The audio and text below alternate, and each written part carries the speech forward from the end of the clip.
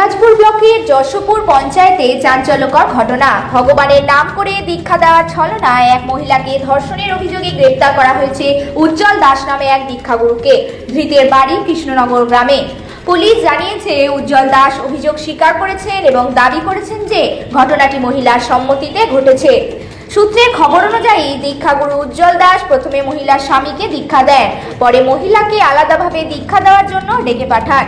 সেই সময়ই ভগবানের নাম নিয়ে ভুল বুঝিয়ে ধর্ষণ করেন।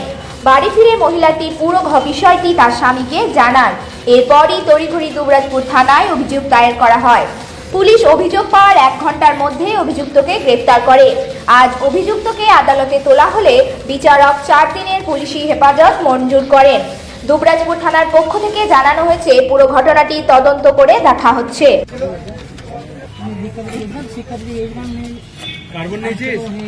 বলছি আপনি কি ধর্ষণ করেছেন? আপনি ধর্ষণ করেছেন? করেছেন? কি করে হলো? জবরদস্তি না, তাহলে এমনি দুজনে মিলে গিয়েছি। আচ্ছা, কে কে ছিল তখন? তখন কে ছিল? ফাঁকাই ছিল বাড়িটা? বাড়িতে ছিলাম, দরজা লাগা ছিল। আপনি কি স্বামীটাকে ডেকেছিলেন? হ্যাঁ, স্বামীকে আগে ডেকেছিলাম। স্বামীকে ডেকে শিক্ষা দেওয়ার পর স্বামী বাড়ি গেল, আমার স্ত্রীকে এলো। শিক্ষা দিয়ে আমার থেমে যাই, শারীরিক সম্পর্ক হয়ে গেল। আপনার নামটা? উজ্জ্বল।